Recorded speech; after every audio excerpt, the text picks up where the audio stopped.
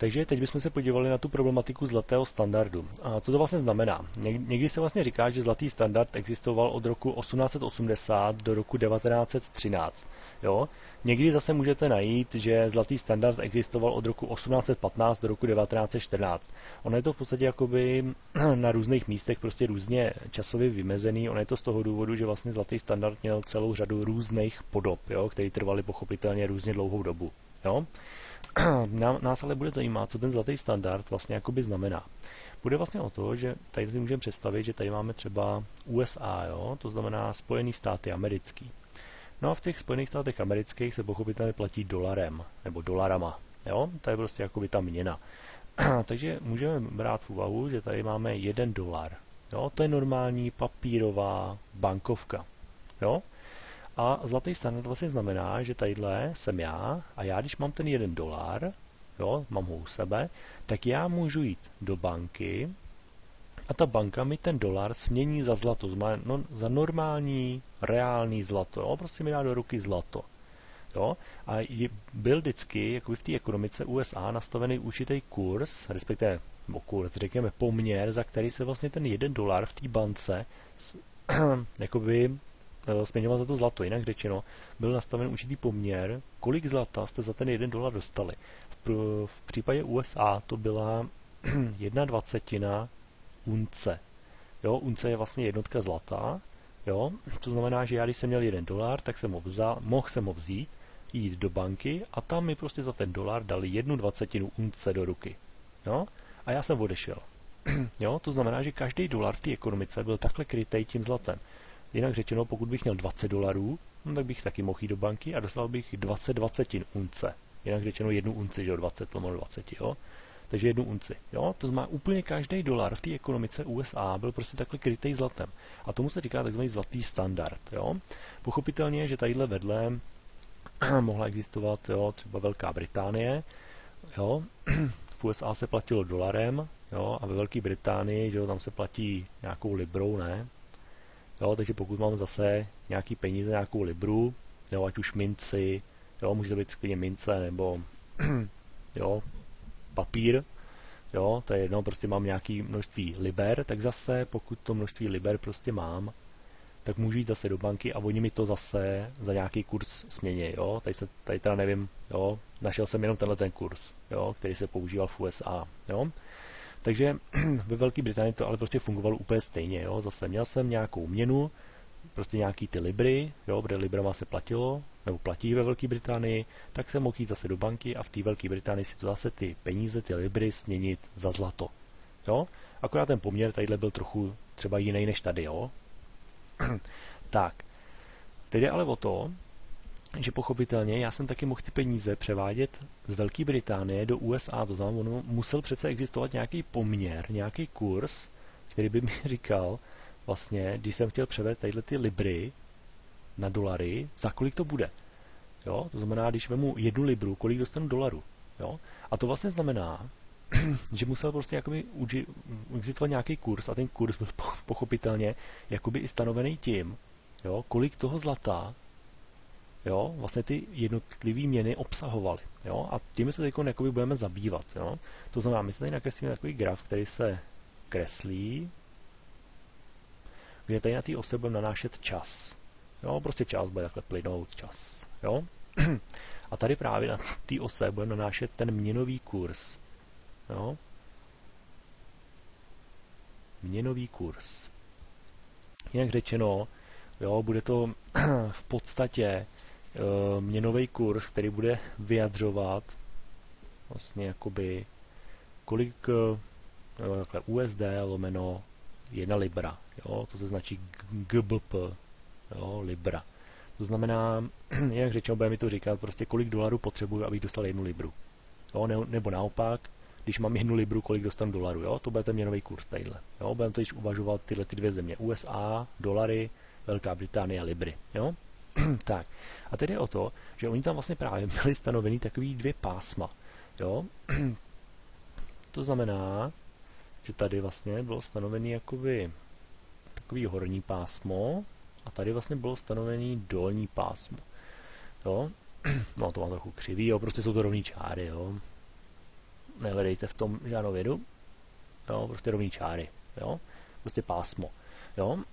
A tady vlastně jde o to, že tomuhle se říkal takzvaný horní zlatý bod. Horní zlatý bod. No a pochopitelně tomuhle se říkalo dolní zlatý bod, jo. Dolní zlatý bod. Tak. A teď jde o to, že ten kurz se jakoby tadyhle v tom pásmu tak nějak trošku pohyboval, jo. Ale on v podstatě, to znamená jakoby ten kurz vlastně toho zlata, jo, se vlastně jakoby pohyboval tadyhle v tom pásmu, jo, který, to znamená, že ho tam jakoby, no, něco si tam nakreslíme, jo, v těch grafech prostě se to takhle kreslí, jo, tak vlastně ten kurz byl vždycky daný prostě na základě vztahu nabídky a poptávky po tom zlatě, jo. Nabídky a poptávky. Jo, protože to, kolik se poptávalo zlato tady a zlata tady, tak to pochopitelně ovlivňovalo ten kurz, jo, za který se vlastně potom ty měny, to znamená ty libry a dolary, mohly směňovat, jo. Takže ten kurz byl prostě nějakým způsobem stanovený na základě vztahu nabídky a poptávky po tom zlatě, jo. A teď jde vlastně o to, že teď hlavně musíme vysvětlit, co je to ten horní zlatý bod a dolní zlatý bod. To znamená, dejme tomu, že jsme tady. Jo, to znamená, je nějaký měnový kurz. Jo? Ten měnový kurz, jo, řekněme, jo, dočetl jsem se, že prostě existoval kurz 4,87 USD za 1 libru, jo. To znamená 4,87 USD za 1 GBP, za 1 britskou libru, jo. Takovýhle kurz prostě existoval. Jak dostaneme ten horní zlatý bod? No takže vezmeme tenhle ten kurz, což se nazývá takzvaná mincovní parita. Jo. Takže mincovní parita, což je ten kurz, jo, těch 4,87, a přičteme k tomu, jo, a přičteme k tomu jakoby náklady na přesun, jo, do té jiné země. Náklady na přesun, jo, do jiné země. Jo, za chvíli se k tomu dostaneme, co to vlastně jakoby je, jo. Dolní zlatý bod byl vlastně naopak, to byla vlastně ta mincovní parita, to má opět těch 4,87, ale minus ty náklady, jo, minus ty náklady na přesun. Jo, zase z jedné země do druhé, jo.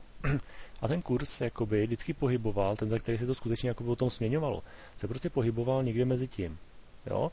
A nikdy to vlastně jakoby nemohlo to překročit vejš ani níž. Jo? A my si právě musíme vysvětlit, jakoby proč. Jo? Takže o co vlastně půjde? Půjde o to, že my si vlastně ukážeme jeden příklad, který se popisuje.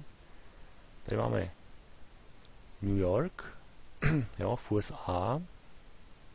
A tady budeme mít Londýn, jo, v Velké Británii. Tak. A teď jde o to, že vlastně jakoby byl stanovený ten kurz, nebo ten kurz se prostě na základě vztahu nabídky a poptávky vyvinul na 4,87. Jo, to znamená, existovalo tam 4,87 amerického dolaru za 1 GBP. Jo, to je ten kurz, jo, jaký jsme měli tady. Jo. Teď vlastně se jakoby zjistilo, že náklady na přesun z toho New Yorku do Londýna, jo, toho zlata, jsou 3 centy. Jinak řečeno, tenhle ten horní zlatý bod byl teda ta mincovní parita plus náklady na přesun. Jinak řečeno, bylo to těch 4,87 plus 3 centy, to byly ty náklady na ten přesun. Jo? Takže mincovní parita je 4,87 a náklady na přesun 3 centy. Jo, 3 centy znamenají žádná celá 0,3 amerického dolaru. To znamená, že to bylo 4,87 plus žádná celá 0,3, to znamená plus ty 3 centy, a vyšlo nám to vlastně 4,9. To byl ten horní bod. Ten dolní bod, naopak, byla vlastně ta mincovní parita 4,87 minus ty náklady na přesun, to znamená minus 3 centy, to znamená minus žádná celá 0,3. Takže 4,87 minus žádná celá 0,3, jo, a vyjde nám to nějakých 4,84, jestli dobře počítám. Jo? Tak. A tohle v podstatě jakoby byly ty body.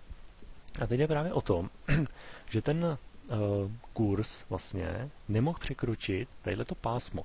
Představme si, že vlastně těch 4,9, to znamená 4,9 USD za 1 libru, ten horní zlatý bod, že by vlastně jakoby ten kurz ho překročil. To znamená, že by to bylo, jo, řekněme 5 USD za 1 libru. Jo? To vlastně znamená, že tady v tom New Yorku, jo, se prostě to zlato směňovalo tady uvnitř, když vůbec nebudeme brát v úvahu nějaký náklady na přesun a tak dále, prostě za těch 4,87. Jo, toho USD za 1 libru, jo. Takhle se jakoby směňovaly prostě ty jednotky, jo, ty měny, jo, 4,87 amerického dolaru za 1 libru a to si pak ten člověk tadyhle mohl vyměnit za to zlato, že jo. Jo? Takže teď vlastně, kdyby ten kurz byl takovejhle, co by se stalo? To znamená, že by vlastně to takhle překročilo, ten kurz by byl tadyhle, jo, tadyhle těch 5, jo, což je vlastně teda tohle, jo. Tak, co by se jakoby stalo? No tak by se vlastně stalo to, že tuhle tu cenu, těch 5 amerických dolarů za 1 libru by nikdo neakceptoval, nikdo by ji prostě neuznával. Proč? No protože, jak by to ty lidi dělali? Oni by to vlastně dělali tak, že by za takové situace nakoupili, jo, ty lidi by nakoupili zlato v New Yorku, jo, za tohleto, jo, za 4,87 USD, jo, za tolikhle amerických dolarů by nakoupili zlato, měli by teda tím pádem zlato, jo, pochopit, jak jsme říkali, za každý dolar dostanete nějaký zlato, jo, tak oni by nakoupili za takovýhle množství dolarů to zlato, dovezli by ho do Londýna, to znamená, že by vlastně k ceně toho zlata museli přečíst, jo, ty dopravní náklady, to znamená ty 3 centy a dostali by teda, jo, 4,87 plus žádná cena 0,3, to jsou ty 3 centy, takže by dostali 4,9 USD, takže by byli v Londýně a měli by vlastně jakoby to zlato v hodnotě 4,9 USD, jo, a to by si vlastně jakoby vyměnili, jo, pokud ten hodný zlatý bod je 49, tak to by si mohli vlastně jakoby vyměnit za, jo, ty 49 USD, který by vlastně teď měli, tak by si jakoby vlastně mohli vyměnit, jo, za tu jednu libru, jo, 1 GBP. Jo, a měli by vlastně 1 libru, jo, protože ten hodný zlatý bod je 49.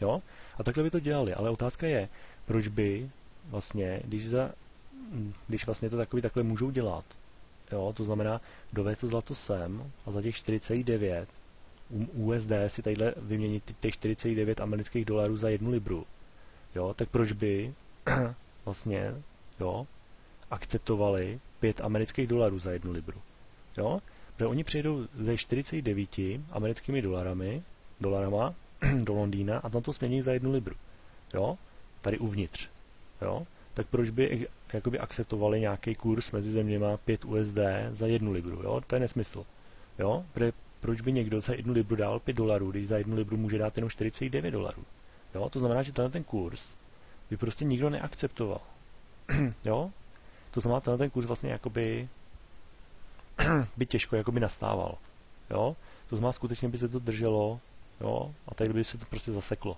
jo, na těch 49, jo, zase dál by to jakoby nešlo, protože kdyby to bylo dál, tak ten kurz by jakoby nikdo prostě neuznával, jo. Tak, teď si ukážeme ještě ten druhý příklad, co ten dolní zlatý bod. Když tohle to byl horní, teď si ukážeme ten dolní, jo.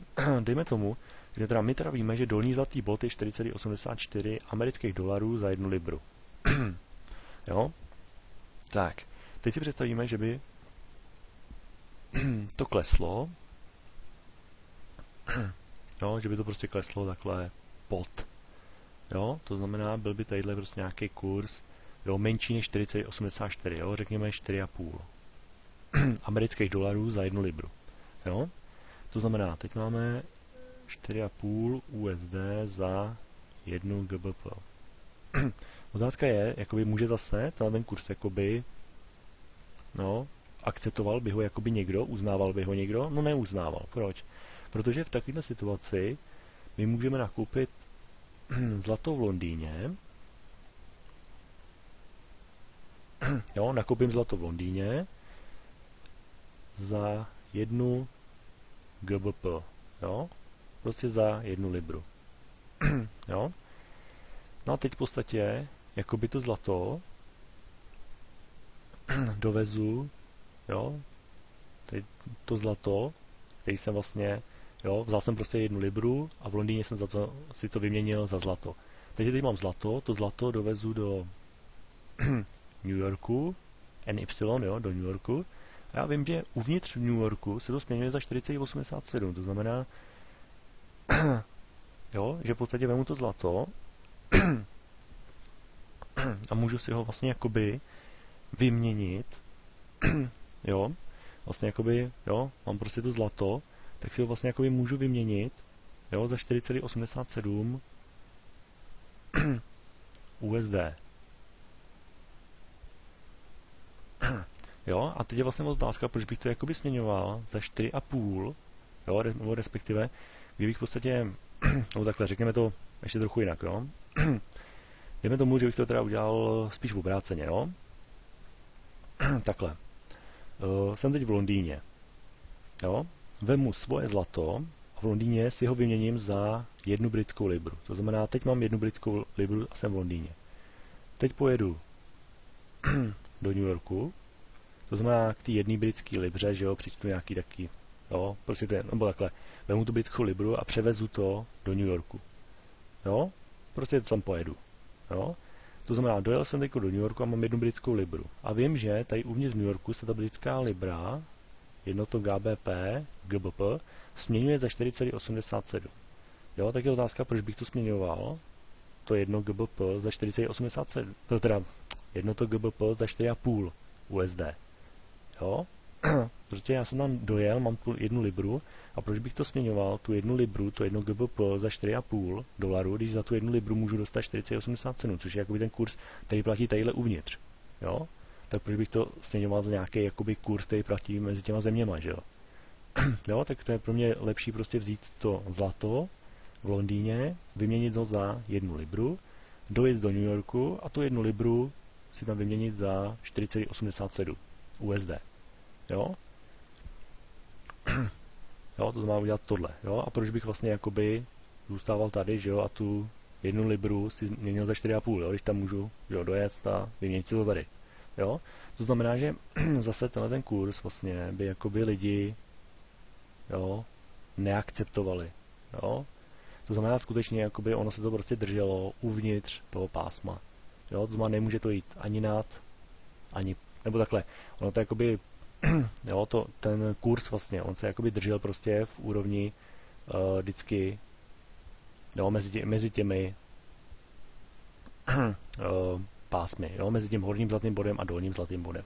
Jo, protože když to překročilo, tak prostě ten kurz nikdo nebude uznávat, tak se to zase stejně vrátí zpátky. Jo, tady, kdyby to vlastně překročilo, tak tenhle kurz nikdo nebude uznávat a zase se to vrátí zpátky. Jo? To znamená, ono to jakoby ty pásma jakoby v uvozovkách vlastně mohlo překročit, jo? Ale zase by se to hned vrátilo jakoby zpátky do toho pásma. Jo? No, takže to byla vlastně jakoby problematika toho zlatého na standardu. Jo? Vím, že tadyhle je to takový, no, už hodně složitý na pochopení, jo? Důležitý v podstatě jakoby je hlavně si pamatovat, jo, že prostě máme zlatý standard, tam jsou vlastně nějaký pásma. Tohle je horní zlatý bod, který je dán prostě tou mincovní paritou plus náklady na přesun, dolní zlatý bod, mincovská parita minus náklady na přesun a tyhle ty body, že by prostě nikdo neakceptoval, jo, ty kurzy nad, jo, ten měnový kurz nad tím. Jo, akceptují se prostě jenom ty, které jsou tady uvnitř a když je tam ten měnový kurz tady uvnitř, tak se prostě normálně obchoduje. Jo? A nikdo nepřeváží nějakou věc z jedné země do druhé, jo, nebo z druhé do první. Jo? Prostě normálně se obchoduje. Jo? Takže to bylo v podstatě, nebo to byla teda problematika zlatého standardu.